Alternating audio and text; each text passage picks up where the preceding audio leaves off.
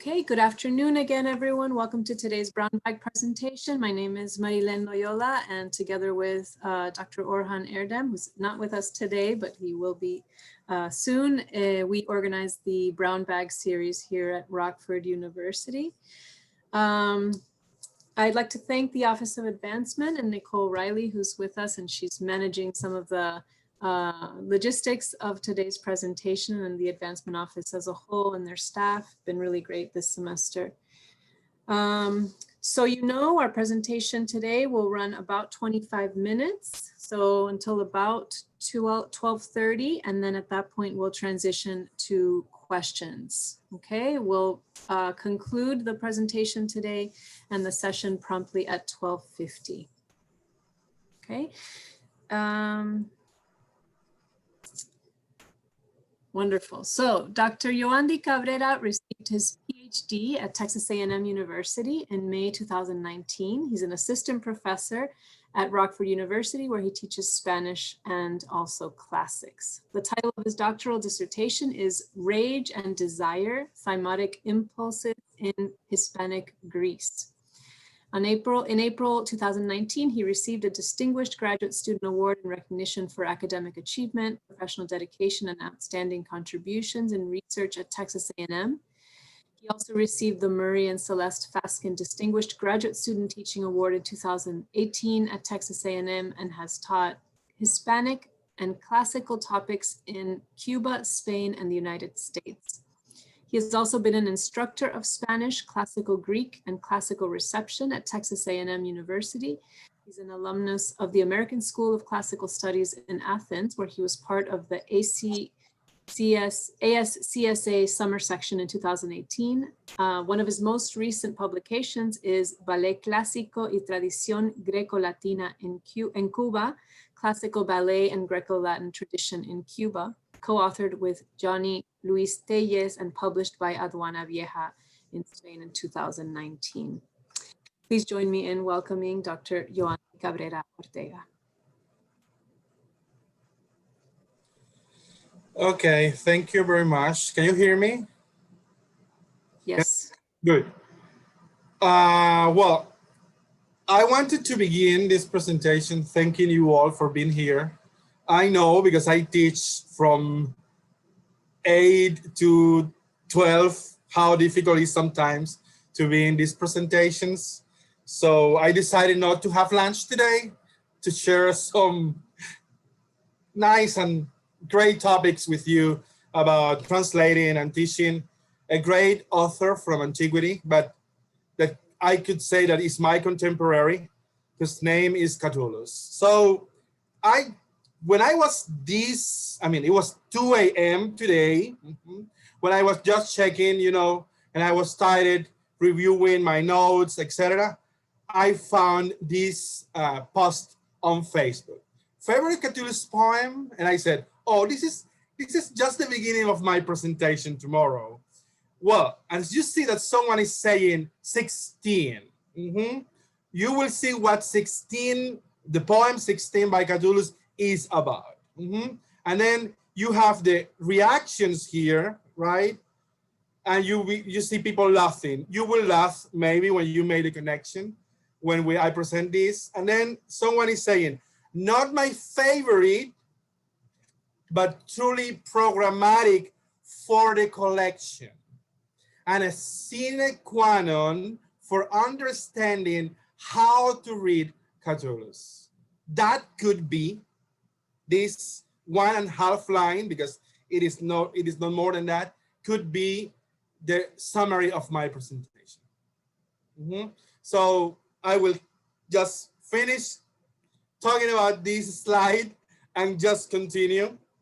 But I was very happy. It was like an illumination at 2 a.m. today, and I wanted to share this with you. So, Postmodern Poetics, Researching, Translating, and Teaching Catullus. This study, this paper, this article has 5 parts, and these are the parts I am going to share with you. Of course, I am going to share almost the half of the article with you because we don't have time. but I will be happy to share and ask and answer any question you have at the end of my presentation.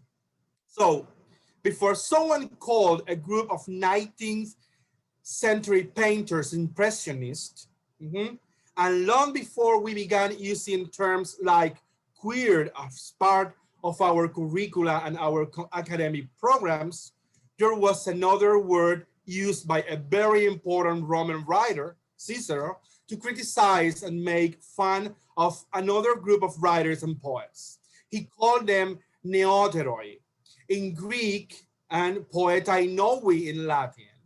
That is neoterics, or the new poets.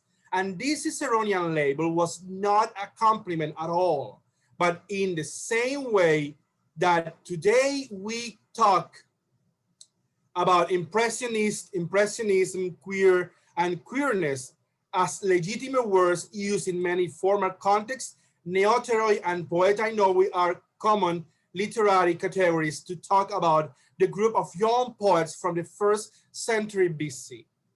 The path of a word like queer, for example, shows us that our vocabulary is full of terms that once meant something really negative and offensive, but today their meanings are the very opposite. Something similar happened with neoteroi.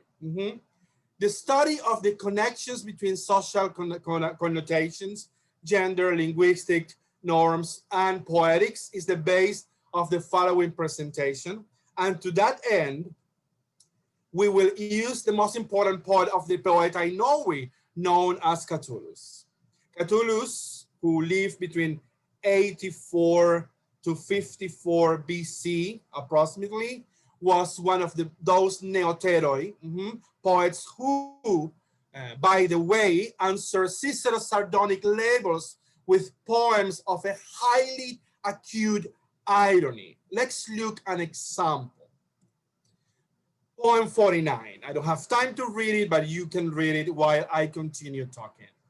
Catullus' poetry reflects a very Hellenistic sensibility used in many different ways. For example, he can use Hellenistic taste and interest for contrast to dedicate his book of poems to a friend.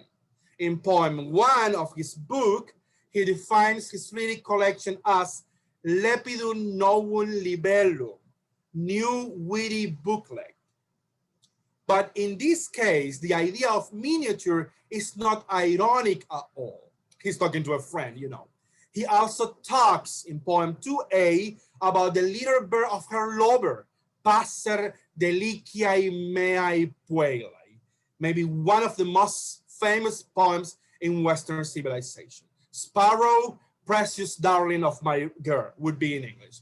He uses as well the Hellenistic image of Cupid as a child to mourn the death of Lesbia's little bird in poem 3, Lugete o Veneres Cupidinisque, mourn every Venus and all Cupids.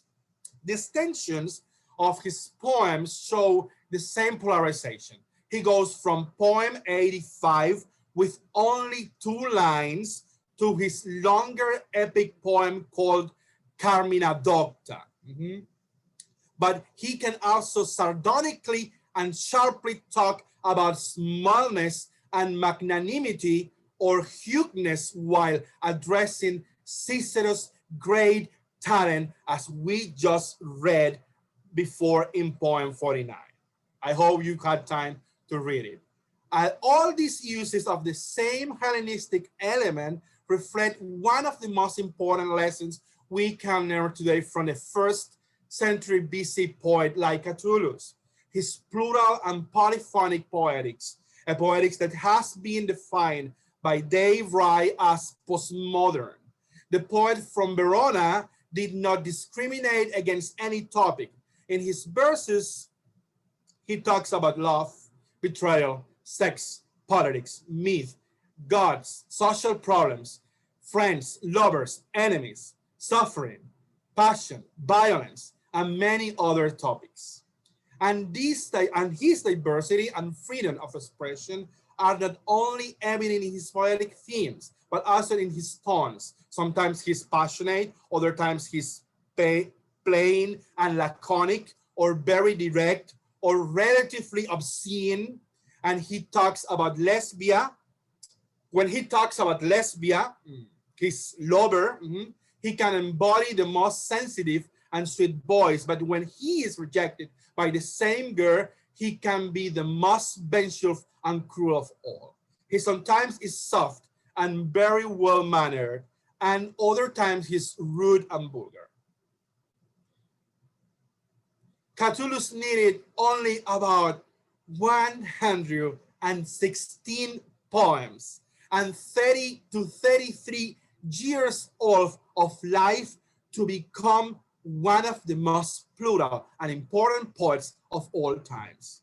But let's see how this Roman lyric subject dealt with the tendency to excess and feelings through his poetic in a society that expected a man to be measured and active. Okay, the second part would be this one, and we can begin here. In this paper, I would like to briefly analyze some of the 16 Catullian poems where we can find an explicit reference to his ideas on poetry and literature, in which the author tries to outline a potential personal theory on lyric poetry. And now you can already begin making the connection between the Facebook post and this, because the person who was making the comment was saying, well, it is one of the most important poems to or understand his programmatic path, right? So let's continue.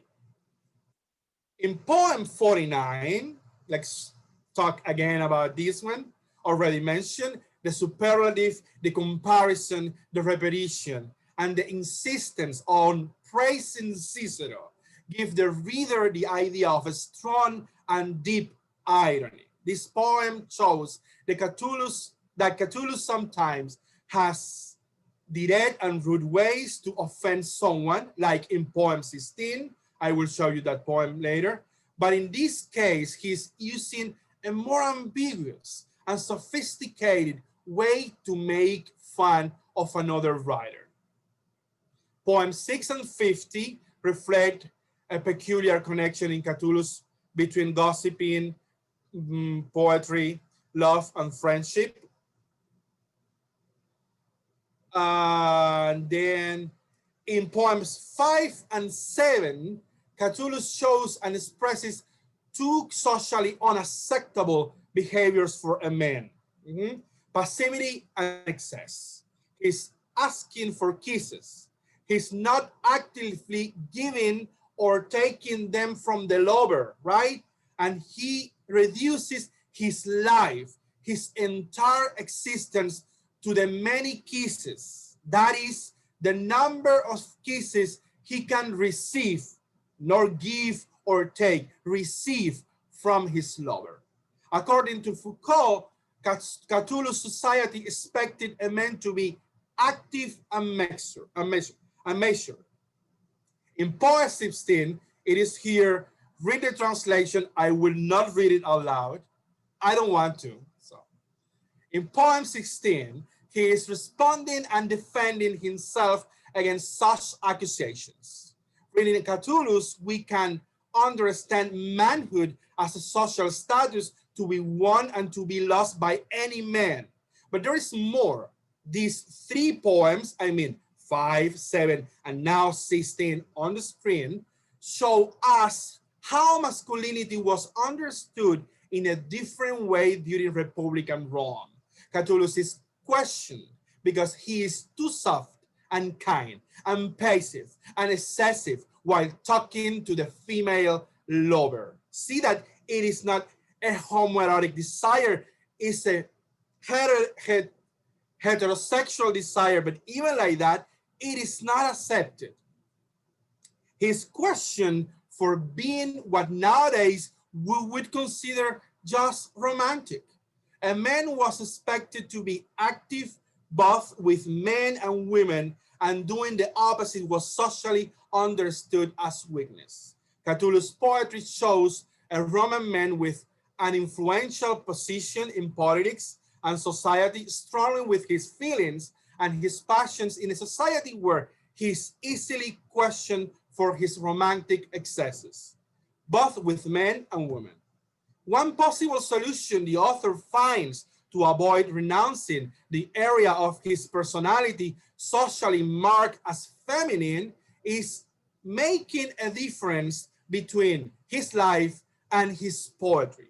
A poet can be passive, he argues in poem 16, the one on the screen, feminine and excessive in his verses, but not in his life. His defense against his enemies is also a recognition of the theoretical difference between a lyric subject and the author as a real person.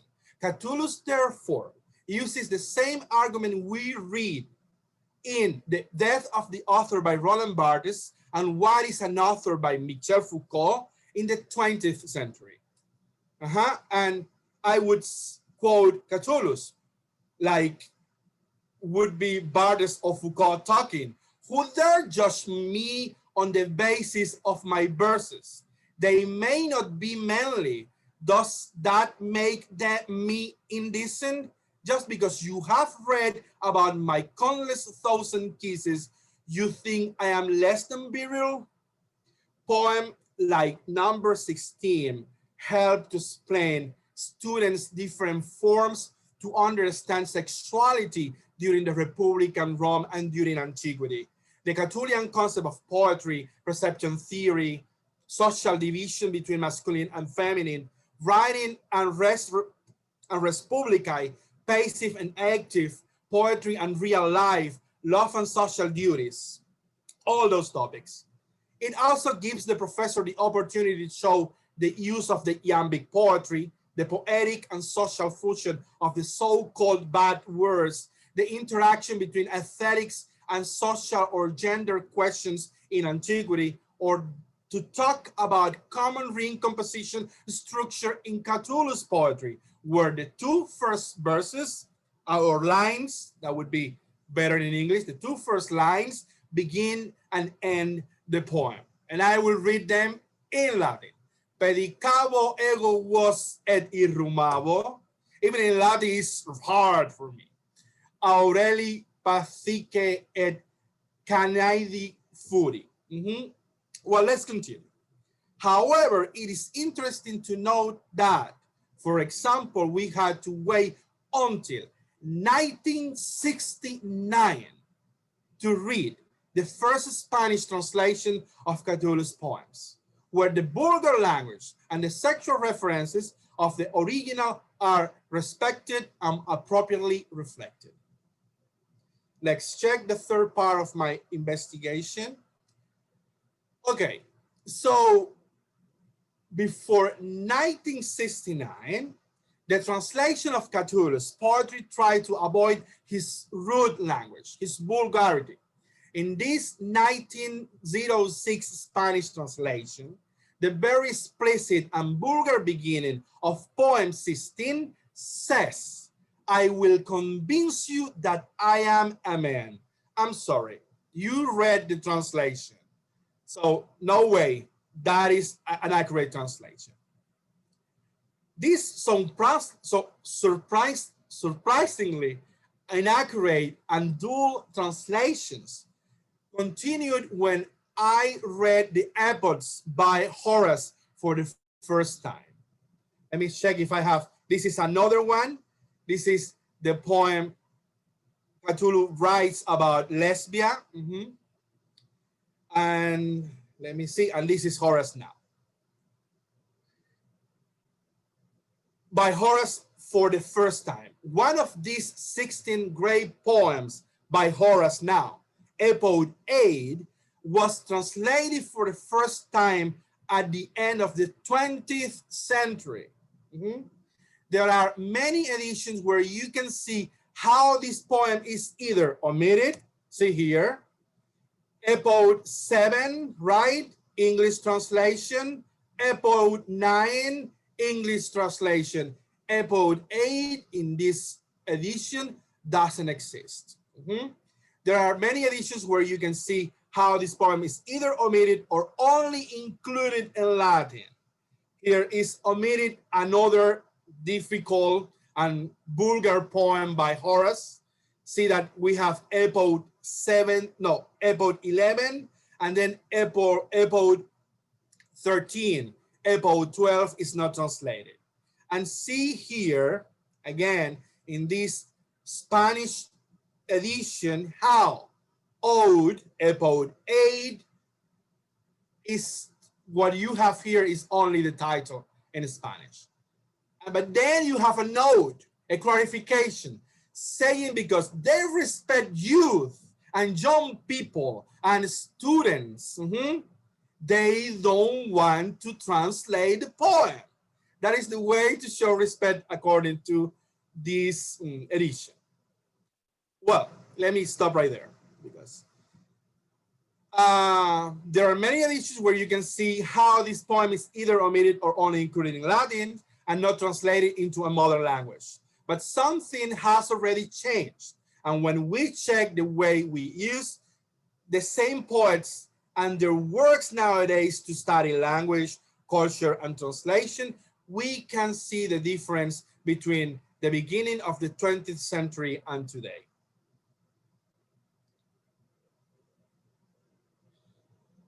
Okay, but now I want to share with you. Let's look together at Wicklock's Latin textbook. This is a traditional Latin textbook that we, for example, use at Rockford University when we teach Latin language. And consider what poems by Catullus the students have been translating for 6 decades, from the 1st to the 7th edition of this textbook, based on ancient authors' text.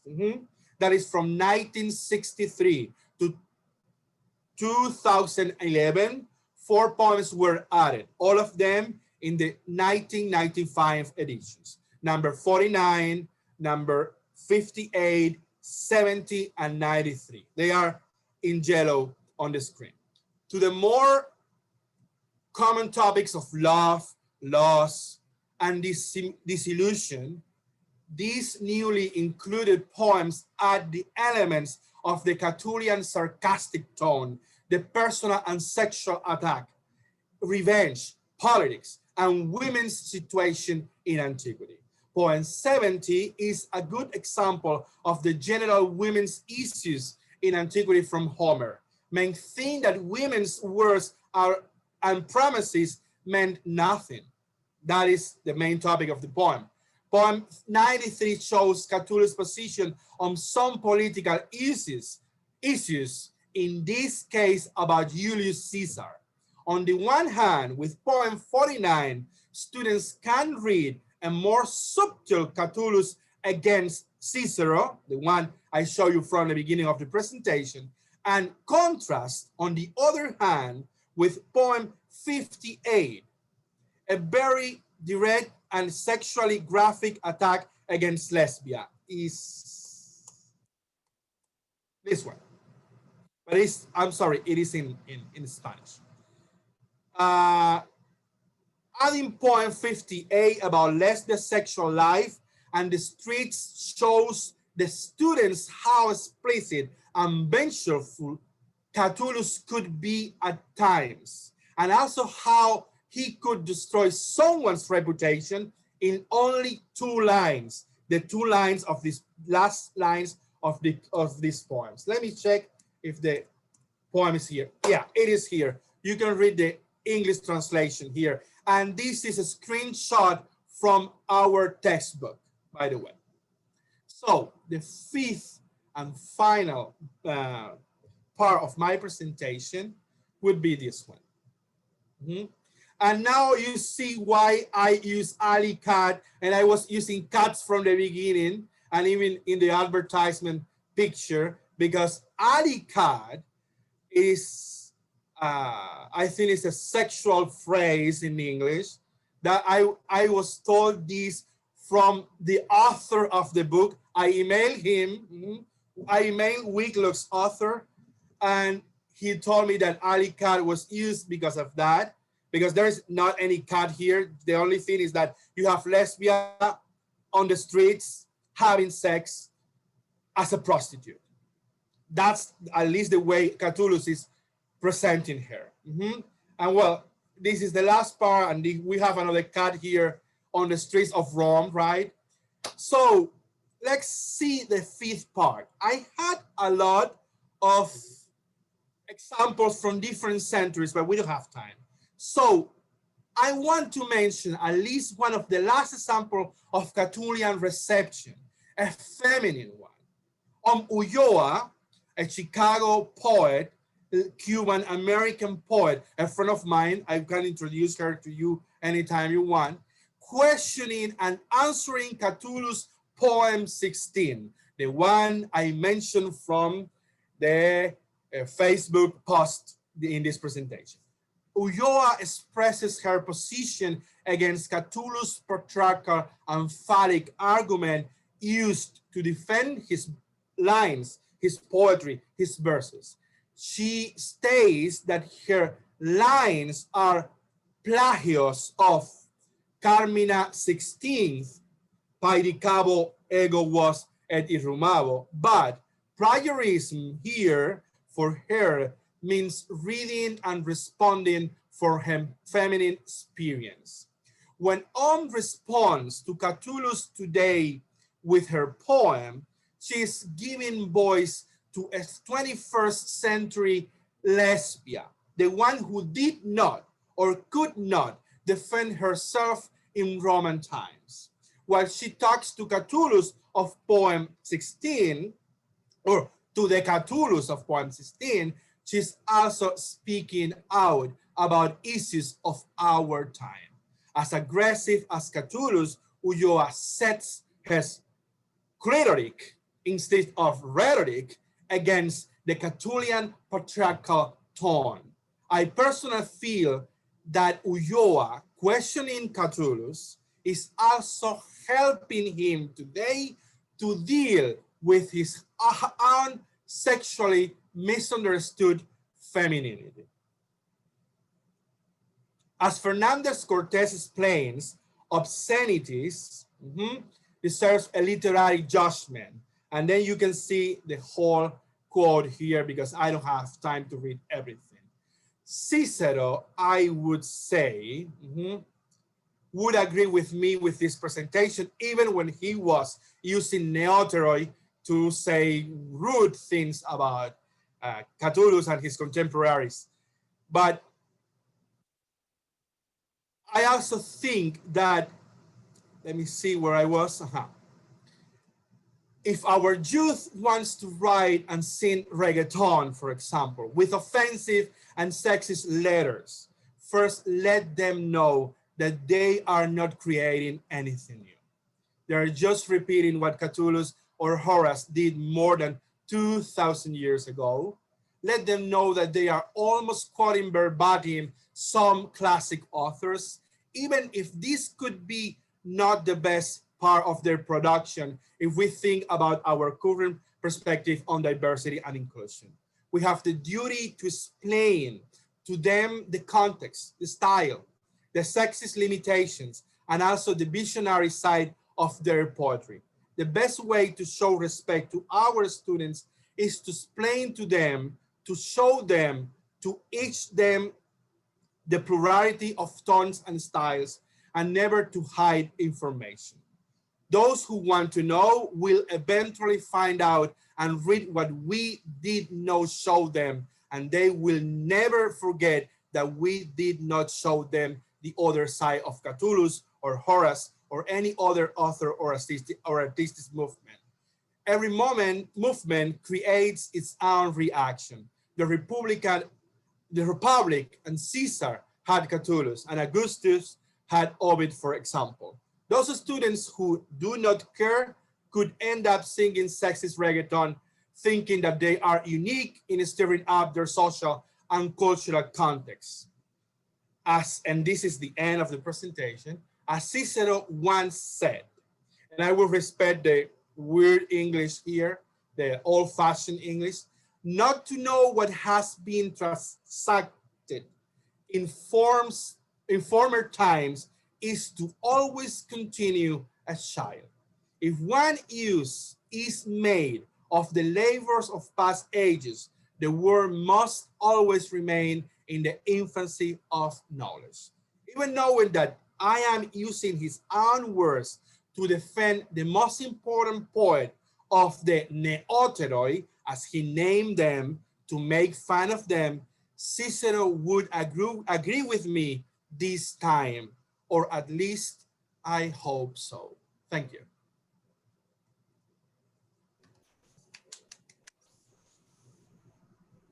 Thank you, Dr. Cabrera. Everyone's clapping on mute, but we hear you. Thank you for that wonderful presentation. So now we have about 20, just under 20 minutes for questions. Yoandy, I don't have a real question exactly, but I just really love the writing, the rewriting of poem 16 by my friend. Yeah, that's just great. I just want to say. I will let her know. I will. Oh, please. That's just fabulous. I just love that concept. When I saw the connection between clitoric and rhetoric, I said, "Oh my God, yeah, this is revolutionary." Yeah, it's good. It's great. I just wanted to say that. It's just great. Thank you for the presentation. It's fabulous. No, thank you. Thank you. Thank you. I have a question about obscenity.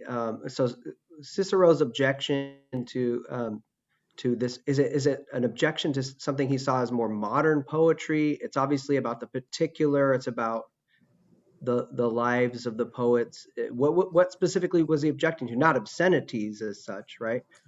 Not exactly. Not at least at the beginning. Not only obscenity. They were the news. I mean, they were the new poets. They were the new generation. Mm-hmm. It is also interesting how Los Novísimos, the very new poets, is like a label used very common in Latin America in the 20th century, second part of the 20th century. And it is from the idea of Neoteroi. But I would say that the problem with Cicero here is that he represents an already established author. He already had a career. He was like more in rhetoric, and he was more, let's say, conventional some way. And these poets, I mean, Catullus and other Neoteroi, they were more connected to the Hellenistic period.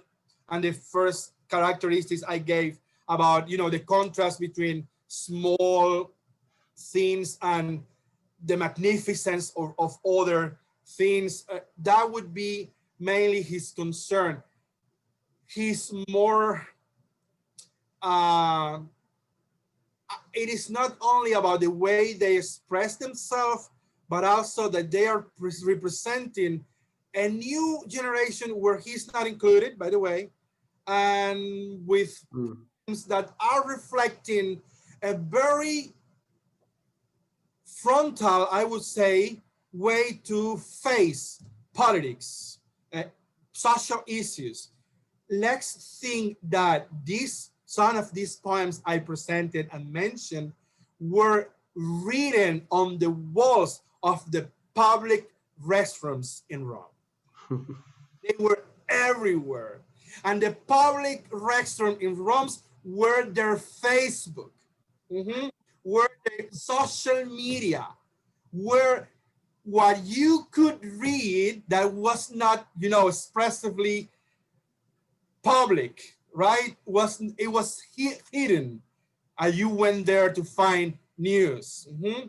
It made, let me see if I remember the example. It happened with Commodus. I think that the graffitis on the walls of Rome made Commodus to realize that he was doing something wrong, for example. And it happened with many politicians in antiquity. So that's what I can say right now. I guess that I may have more arguments if I can check more closely. But I think that what is happening with Cicero is that he's feeling he's not anymore the most important one. And Catullus was a revolution, absolutely. Question, Yoandy. It was great, and I love Catullus and the whole range. You mentioned Caesar, and some of these poems are political, and many of the political ones are particularly obscene. And it is also assumed that Lesbia, code name for his girlfriend, that his girlfriend was actually Clodia, who's the sister of one of the major political actors. So do you see a connection between the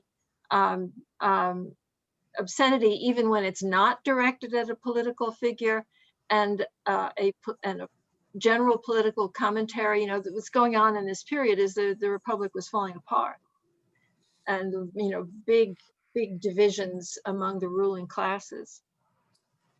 I think so, but I also would say that it's more complicated than that. Why? Because he's very diverse.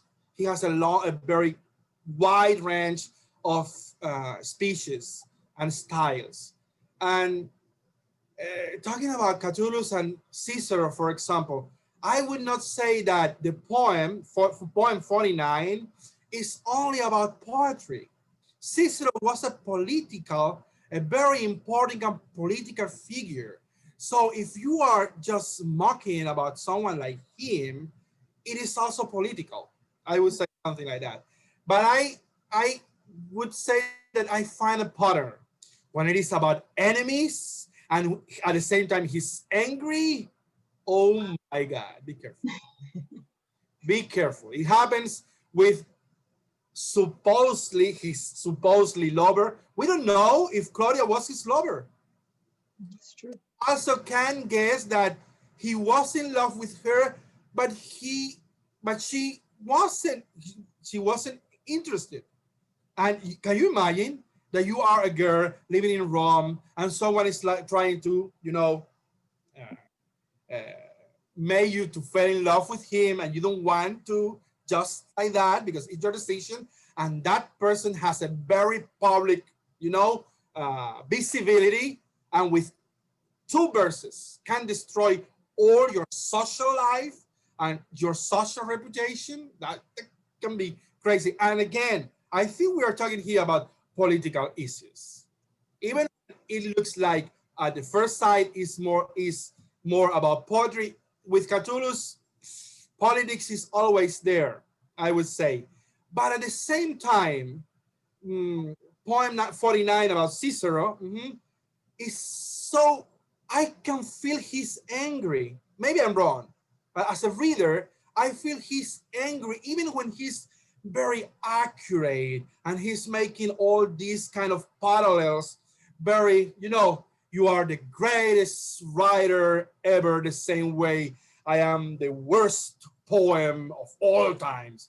Oh my God, that is so ironic that I can feel his anger inside him.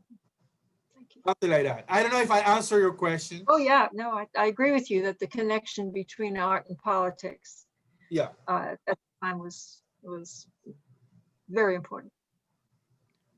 Did there come a time in antiquity when Catullus ceased to be interesting because obscenity became so commonplace? Can you repeat? I couldn't hear you. Hold on, I'll turn the microphone. Was there a time in antiquity when people lost interest in Catullus because obscenity became so commonplace? There was always an important Catullus in all periods.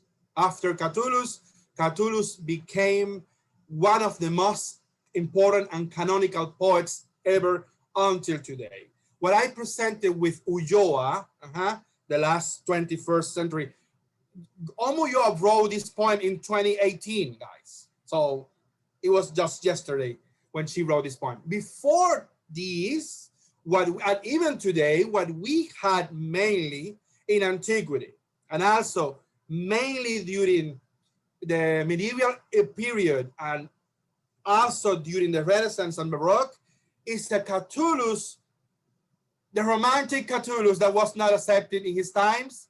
That one, the one who is, you know, talking about lesbia, but in a good way. Talking about her lover, but sweet lover of mine. Oh my God, poor of her. Her little bird just died.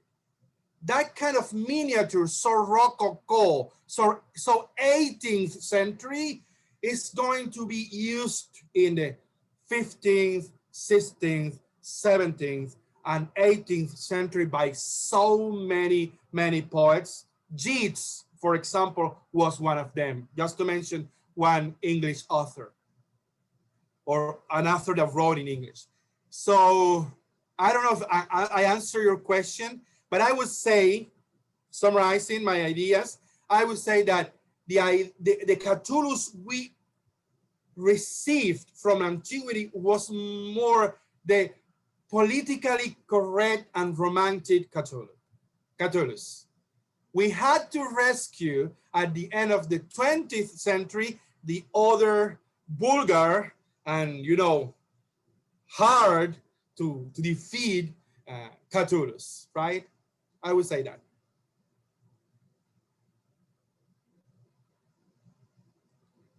And I have more examples in my, my longer version of the paper. So if anyone is interested, I can send the long version and you can see more examples, more names, because that was one of like two paragraphs.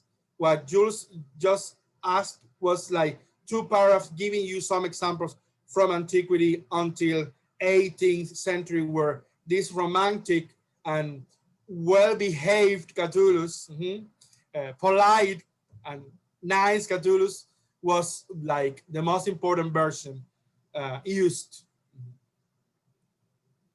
I would love to see it if you would send it to me. Yeah, sure. I need your feedback. No, I'd love to see it. Yeah. This is the first version of something I want to publish. And sometimes I feel that in my article, I am like teaching the professors how they have to teach Catullus. So I need your feedback for sure. No, I'm really glad to. I don't want to teach the teachers. No. The poet that I'm interested in, Virgil, comes after, as you know, comes after Catullus, but Virgil uses Catullus a lot. Yeah. And he's writing epic, but using this lyric, this conflict of genre is part of the power, part of the story of what's going on in Virgil's poetry. And some of the criticism or analysis I've read regarding Virgil, but also poetry of the period in general, is about the gender identification of genre. Yeah. That epic Homer is the boy, is boy poetry, of fighting and competition, whereas the Neoterics and this more lyrical stuff is girly, is feminized and less appropriate. So I mean, I agree completely that that's what's, from what I've read about Virgil, that's absolutely has to be what's going on with Catullus. He also does Appian, he also does epic, he does hexameter, he does the boy stuff, as well as the other. So I'd love to read it. It will help me, I'm sure. I'm interested in the way Virgil is dealing with gender. I will send it to you right away. It is ready for you to be read, and Great. to get your feedback. And my answer to Jules had to begin exactly from where you mentioned. Catullus became famous even during his own life and period, and his influence began right there with Virgil, Horace, Juvenal, and Propertius. That is the beginning. So he was an influence even with his contemporaries, for sure. Are you acquainted with Karl Orff's song cycle, Catulle Cabrera?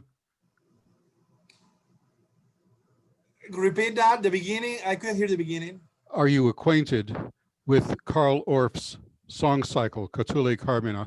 Yeah, sure. Yes. Yeah. That's a 20th century musical use of Yeah. probably as